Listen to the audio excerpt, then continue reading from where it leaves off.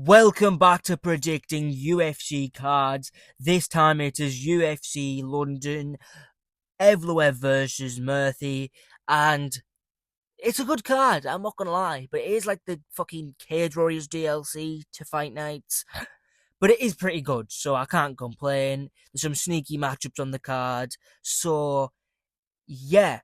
So before we get into the predictions of this card, I'd like to remind you to subscribe. We are trying to reach 100 subscribers by the end of 2026. If you could help me out with that, would be greatly appreciated. So yeah, time to get into the predictions. So the first fight of the night, missing out any trashy women's fights in between, it is Shem versus Abdul-Kareem Al-Selwady. Now, this one's actually a pretty difficult matchup. I know everyone's just going to go with Shamrock because he has some hype behind him, but I have to be honest here, I'm not convinced. I said it in my last prediction video of Shamrock. I'm not convinced by him at all, whatsoever. I think he has some great jiu-jitsu. It's alright, you know what I mean? I remember thinking it was a little bit overrated when I did my last prediction video against his fight against Evloev. But you know what? He did pretty well in that fight. But it is Evloev who literally wins being like slightly better than you and doing fuck all else. Yeah. But with Kareem Al-Selwady, he has great movement, great boxing, puts his head sometimes in places to be kicked. Like, I could so see Shamrock getting a head kick KO. But the main problem with Kareem Al-Selwady is that he's just so fucking chinny. He is super chinny. He is, like, incapable of taking a clean punch at all. It's just not a thing for him. So when it comes to predicting fights of Kareem Al-Selwady, you've got to take that into factor that if Shamrock even touches him, he might go out cold. Abdul-Kareem Al-Selwady might go out cold. So it is a bit of a difficult one, but overall, if I was going skill for skill, looking at their skill set and being like, who is going to win this fight? I have to go with Kareem Al-Selwady on this one.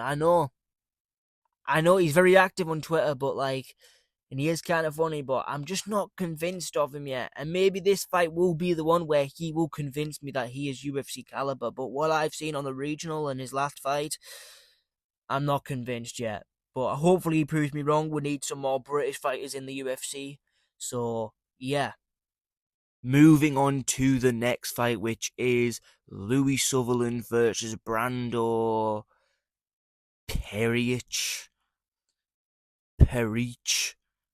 I haven't fucking got a clue how to say that second name. I couldn't find any footage of this guy to even know how to say his last fucking name.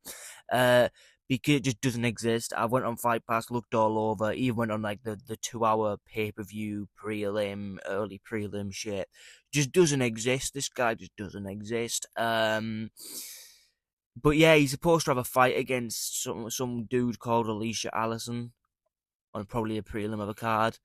I can't find it anywhere, so I'm forced to choose Louie Sutherland. Yeah, there's nothing for me to say about this fight because I know nothing about one of the guys fighting, so I'm forced to choose Louie Sutherland. I've seen that guy fight, and from his topology picture, it looks like he's on roids. I've said this before. There's quite a few fighters that look like this, but yeah, that's not an accusation. That's just speculation, so I don't get arrested. Moving on to the next fight, it is Antonio Trocoli versus Mantas Kondratavicius. I just said that wrong after saying it right in my last recording, like perfectly. Kondratavicius, there we go. And if you don't know Kondratavicius, he's basically the Ian Gary with testosterone. And man, if you know Ball, you know you watched him last year on Cage Warriors, and he just magically appeared on the Contender Series, just magically. He's had nothing but first round finishes, going up against a guy who always gets finished in the first round. The UFC know what they're doing with this matchup, so obviously I'm going to choose Kondratavicius to get a first round spectacular knockout. Uh, man, man, what are they doing? They're just fucking sacrifices in the UFC now. But yeah, let's just move on. On to Mario Pinto versus Felipe Franco. I'm just gonna be real. In Franco's fight on the Contender Series, he basically just got out grappled, and it wasn't a fun out grappling at all. It was kind of boring. I'm not gonna lie, but it was kind of shit. And Mario Pinto, although he's known for his knockouts and his, his character after winning, Mario Pinto can grapple, and he's not bad at it. So I'm going to choose Mario Pinto via probably striking too, but I think if anywhere the fight goes, he's going to beat him. That's what I think. That's just what I think. So, yeah, Mario Pinto's just the better fighter, as I used to always say. But people didn't like it. But like Mario Pinto is 11-0, undefeated. I'd be really surprised if this guy won. But there again, before that one loss where it was embarrassing, let's be real, he wasn't defeated himself. But yeah, Mario Pinto is just a better fighter. That's simple. Moving on to the next fight, it is Nathaniel Wood versus Losene Keita. If I'm saying that right, I did just watch about 55 of his fucking fights. This is a great fight, probably going to be fight of the night, I'm not going to lie, but I'm choosing Nathaniel fucking Wood, and I'll tell you why I'm choosing Nathaniel fucking Wood. Let me go on his record and just remind myself of the names, because I've just watched like about all of his octagon fights. Give me a second. It was Micheal Page, right? That guy kind of proved to me that he isn't this undefeatable monster, right? He put him on the back foot in moments. He survived the first round, and towards the end of the first round, he was starting to put Keita on the back foot. And when he started putting Keita on the back foot, Keita didn't really have much of an answer for it, other than just wing shots. As well as that, Nathaniel Wood has some great footwork, I'm not going to lie, right? I reckon he'd be able to get himself around there. And as well as that, I know Nathaniel Wood did have a robbery win in his last fight against Delgado, right? I'm quite aware of that. I stay consistent with my takes. I don't just switch up depending on who it is, like the Dagestani fans or Joe Rogan. But is Keita good, right? He absolutely is, and I do think he'll go somewhere. But my boy Nathaniel Wood is top 15 featherweight level. I'll stand by that. He is. I know he lost his last fight on officially, but on paper he's gonna win there. But man, he even had good moments in that fight. He dropped Delgado. So even if you think it was Liturgy had better power than him, than thingy, and that's why it was a close fight with Keita. No. Nathaniel Wood has underrated power, and what we do know against Keita is can he make weight this time? I do think it might be a bit he's never struggled to make weight before. It's saying on here there's no missed weight by a pound or whatever. So was that just a one-time thing? Was that just a UFC thing? But yeah, I'm choosing Nathaniel Wood, man. I think Nathaniel Wood's going to get this done. If you look through Nathaniel Wood's career, he has made a career of almost getting the finish and then fumbling it. But, he's fought two powerful guys already. He's fought Morgan Charrier, Delgado. There's another guy he fought that was kind of, powerful too. Fuck, I'm looking through the records now. I can't remember his name. But, he was a good fucking guy. But I do think I do just think Nathaniel Wood is going to win this fight. I think he's going to be more technical. I think he is going to have a difficult first round. It is going to be a difficult first round, but I think he wins this fight via decision. I really think that. And probably Qatar is not on the best terms of the UFC because he missed weight and then he was like trying to start fights with Pitbull backstage or something. I remember this now. They fucking do my head in. They just do my head in, and you know what I mean. They just do my fucking head in. But moving on to the last prelim on the card, which for some reason is Mason Jones versus Axel Sola. I'm just gonna be straight up, right? I watched Sola's last fight against Reece McKee. I think they both looked absolutely fucking god awful. And I think this should be an easy win for Mason Jones.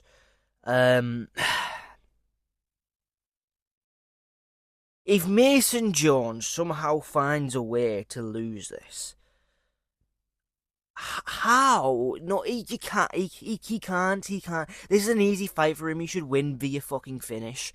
Like, there's nothing in my head that is like even like, all right, you know, he needs to watch out for the power or he needs to watch out for the slick submission skills. I think he's better everywhere. I watched his Oki fight and I was genuinely sat there like, this guy might actually be a problem in the division. Like, he might get ranked. We might get our first Welsh ranked fighter. And as well, he's such a cool guy as well. So I do actually want him to win. I remember when I had TikTok, you know, I've deleted it now because I fucking hate it.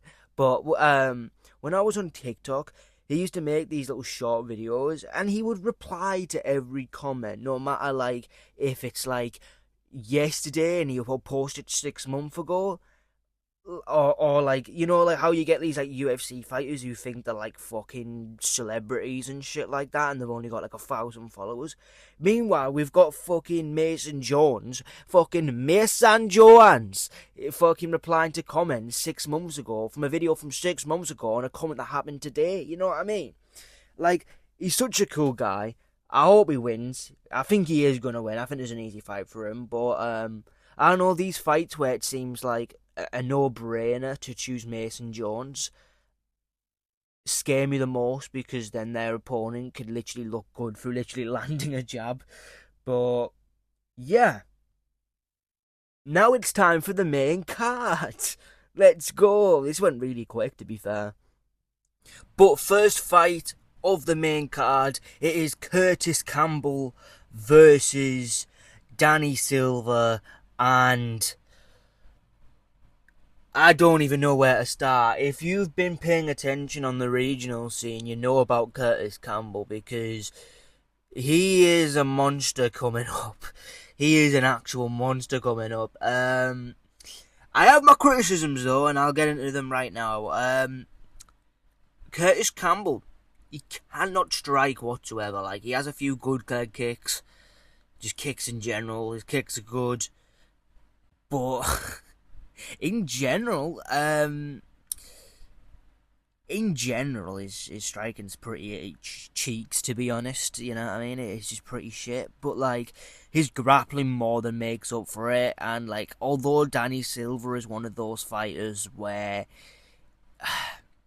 he's one of those fighters where when a big occasion such as this one, where he's fighting a UK prospect in the UK, he can make himself look really good. He looked really good against... No, he didn't look really good against... I'll get to that one in a second.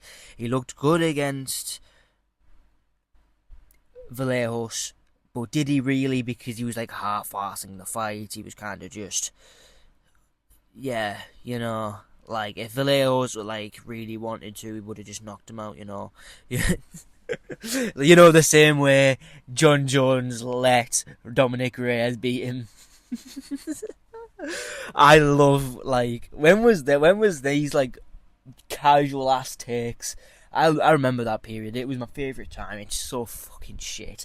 But man, I will be choosing Curtis Campbell. I've went through all Danny Silva's fight to see if he has good takedown defense. From what I've seen, it's alright. You know, it's not bad.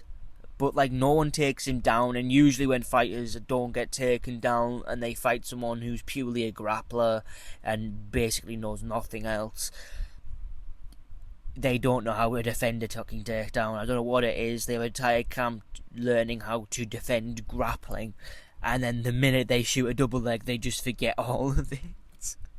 I don't know what it is, man. It's actually annoying, but yeah, like if you're choosing, like, if I was to put this into percentages wise, I would put it 60 Kurtis Campbell, 40 Danny Silva. I could so see Danny Silva doing it, but at the same time, I'm also like, against Kevin Vallejos, you were like emoting after like landing a kick, and you're like emoting after landing a kick, and then just like half-assing the fight. Now imagine that in the grappling where he just wants to survive. I can so see him just wanting to surviving the first round, then the second round, then the third round, and then always lost a decision, but it was really close, so he gets commended anyway. It's not happening. It's just not happening. On to the next fight, which is Roman Dolidze versus Christian Leroy Duncan, and boy, let me tell you, I'm going with Christian Leroy Duncan, and I'll tell you why. I'll tell you why I'm choosing Christian Leroy Duncan. Dolidze is fucking shit. He looked 50 years old against fucking Anthony Hernandez, and then he got dragged across the cage, getting tapped out. So that was a hard watch. Didn't the MMA guru choose Dolidze to beat Anthony Hernandez? What the fuck? But on a different note.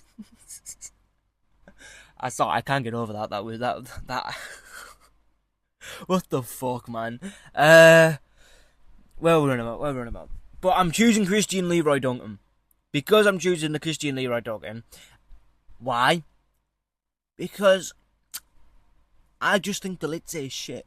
I'm going to be honest. I just think Dolidze is the most bottom feeder, average fighter, which shows because he had a half close, half semi-decent fight against fucking Marvin Vettori. And then what else happened in that fight? In a different fight. What was the guy's name? Fuck. Anthony Hernandez, right? Christian Leroy Duncan, he does put the pressure on you early, like he did showed in the Tulio fight. Like, he put the pressure on him, and then he started kicking the legs, kicking the body, kicking the head, and he was like working his way up and then getting his jab going and stuff, right? But like, he seemed a lot more aggressive, and Dolidze doesn't really do well against fucking aggressive fighters, shown in the Anthony Hernandez fight. And yeah. I'm just not a believer in Dolidze. I just never have been, but you know. Oh well. But I am going with Christian Leroy Duncan, and Dolidze is going to fucking PFL, most likely. Anyways, up to the next fight, which is Baraniewski versus Austen Lane. As you can tell, I'm really excited for this fight. Really excited for this one. So basically, they don't really like Austen Lane too much, so they just signed him up for execution, essentially.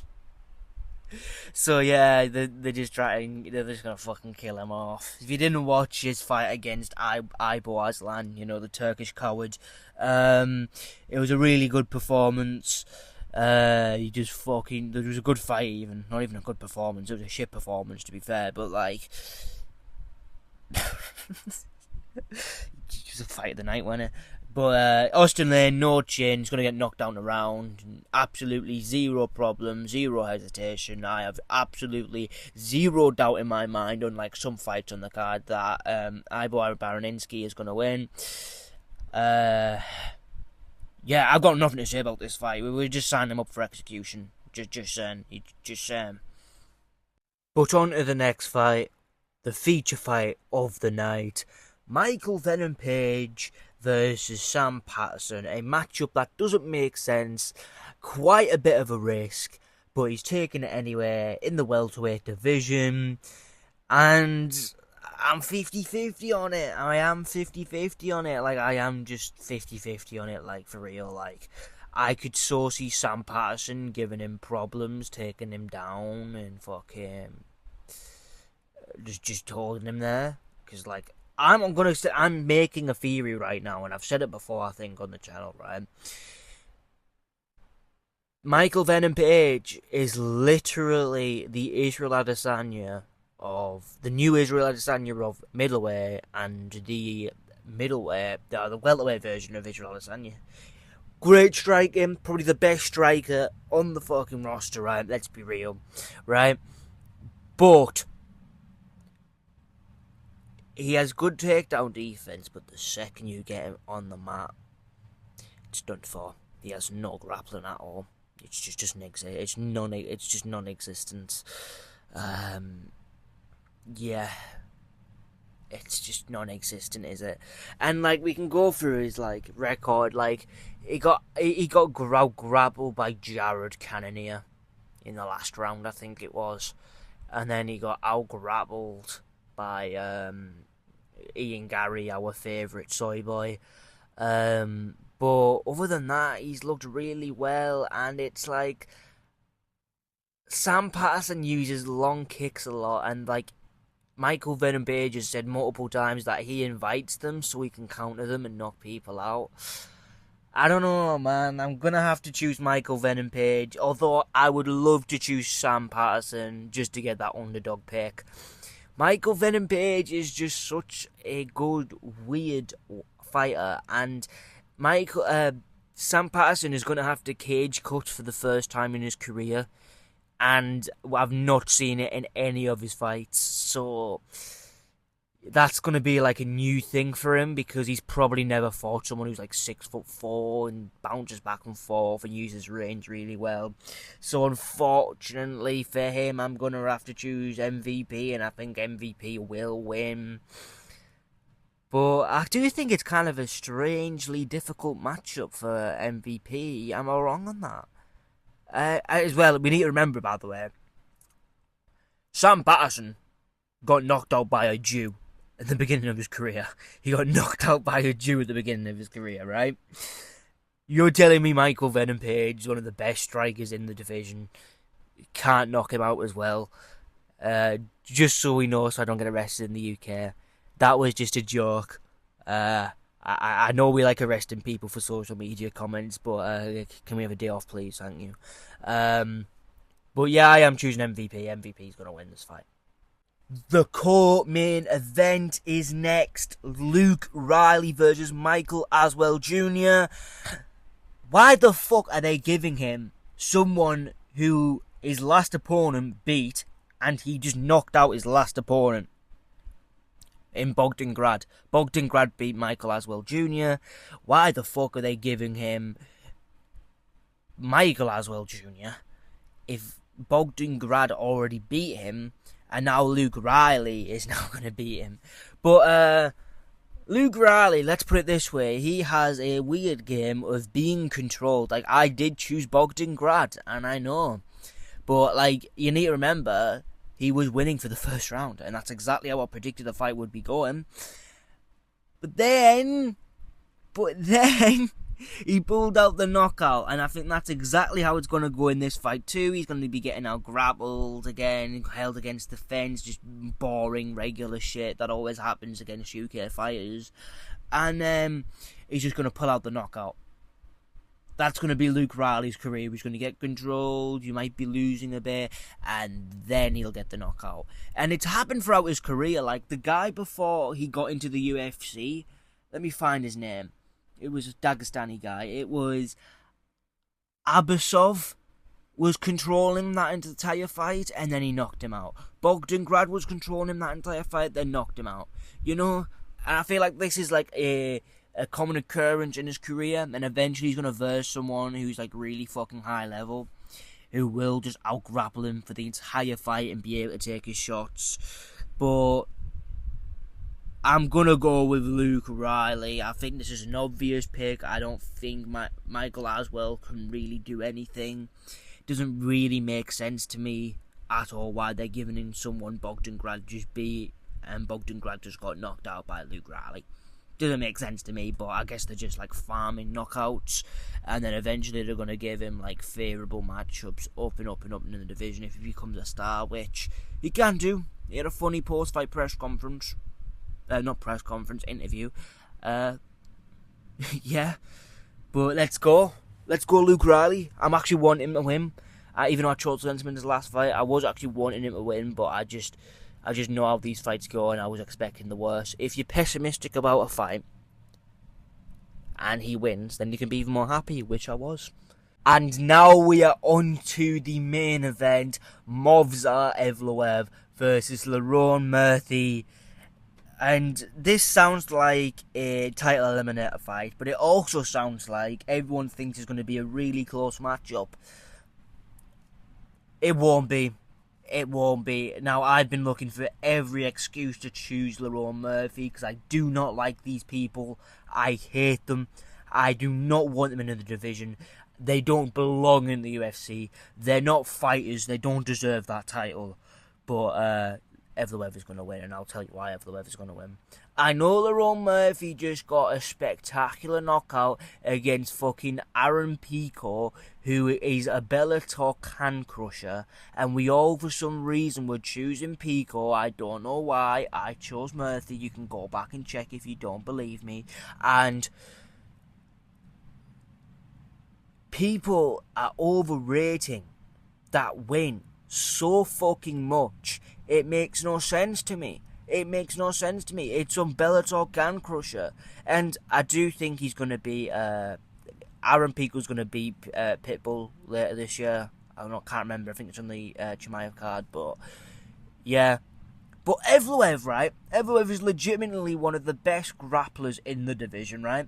And Lerone Murthy has a 50% takedown accuracy as well. Lerone Murthy, are we just forgetting this? He had a close fight. He had a close fight with Dan Ige, and he was getting taken down basically every other round on the fucking Holloway Topuria card. Are we just forgetting this? And you know what? That was pretty close. Some people thought Dan Ige won. I think you're pretty stupid if you think that. But he was getting rocked. He was getting taken down and controlled. Control doesn't equal a win, by the way. I just want to remind people of that. But other than the Aaron Pico fight, what is Lerone Murthy's career? It's tap dancing kicks at fucking range for 25 minutes. Now, people are comparing him to Leon Edwards, but at least Leon Edwards knocked out Usman, and maybe this will be like his Usman moment where he just fucking knocks out Evloev into another universe. Please. Please happen. I will be so fucking happy, and I will take back every single thing I've just said about him. Everything. But it's not going to happen. But Movsar Evloev, right? And I know he's had close fights with basically every ranked fighter he's fought, and we can go through them. Aljamain Sterling. I think he beat Aljamain Sterling, but barely. Like, the last minute of the last round, he was, like, doing these little flicky shots. And, he beat that. He lost to Arnold Allen. I don't care what anyone says. He just lost to Arnold Allen. I think it was pretty fucking obvious. He won the second round by rocking him, which is fair play. And the other two rounds, he lost. He was losing the second round as well. Then before that, who did he fight? Diego Lopez. Another close fight. You know, like he's just made a career of barely winning fights. And that's my prediction for this card, actually. A very close 48-47 decision, and it's going to be super boring. Everyone is going to be hyping this up like it's going to be the next fucking... I'm trying to think of like a really good fight, but I can't really think off the top of my head. They're hyping this up like it's fucking Usman versus Colby 2 or 1, and it's not. It's fucking shit. It's going to be a shit fight. It's going to be boring. There's going to be no point to thingy. You're going to have Lerone Murthy fucking tap kickies at fucking range. And then you're going to have Evloev fucking shooting for the nuts in the first fucking 5 seconds of the fight and laying in top position and doing fuck all. Yeah. But I will say something. When Evloev fights like grapplers who can actually like negate his wrestling, he has fun fights. Like Aljamain Sterling was a good fight. Arnold Allen was beating his ass, and that was a good fight, but that was more than Arnold Allen. But I've watched Lerone Murphy get controlled by fucking Dan Ige and taken down and hurried over his head by Josh Emmett. Josh fucking Emmett, the worst ranked fighter in the, not even at featherweight. He's the worst fighter in he's probably worse than some heavyweights. You know what I mean? And now he's chinny and he's just been knocked out Vallejos. Vallejos just murdered him live on television. Just saying. I'm just saying. And people think this is the guy to beat Movsar. Movsar, who lays in top position and does fuck all and has a close fight with everyone. And I so hope the English judges it's going to be a close fight, right? Because Evloev will make it a close fight by doing nothing in top position, landing little flicky shots as he always does, right? And does nothing with the control time other than those flicky shots. And the rest of the fight will be Evloev just getting kicked in the leg, little tappy leg kicks, you know, as they do. And what's another thing I wanted to mention? You know what? I'm going to say it right. Evloev's boxing is kind of underrated. I reckon I'm going to see him counter some leg kicks with some punches and maybe some takedowns. I'm going to make that one. But overall, it's going to be a 48-47, really close decision. More on Evloev's side because he just does nothing. He will dominate to, you know, a certain audience that has no representation in the sport, you know, the Pakistans, some of the African countries that have that certain star in the middle of it, and I'm not talking the Jewish star, I'm not about the other one with the moon on it, them sort of countries, right, who have no representation in the sport, and they're going to be like, we are different, you know, because we are Muslims, you know, but all that type of shit, and you know, by instantly looking at their profile picture and their name, that they probably have several years of cousin-on-cousin marriage, and they're going to talk about how different they are. But let's be honest, right? Evloev is going to win. I'm going to hate it. You're going to hate it as well. And,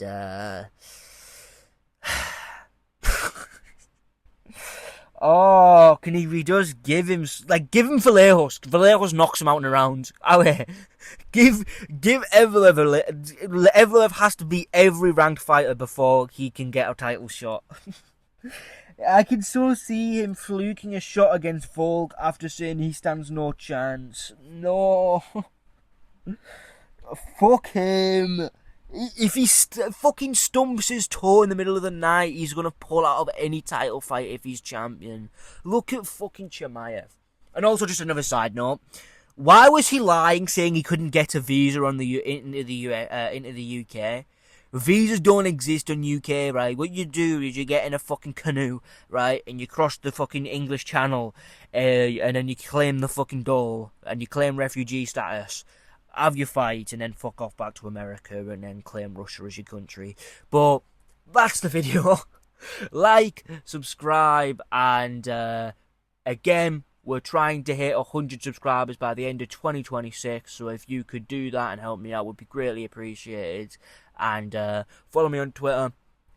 I do troll a lot of people on Twitter when I actually can be asked to open the app. But yeah.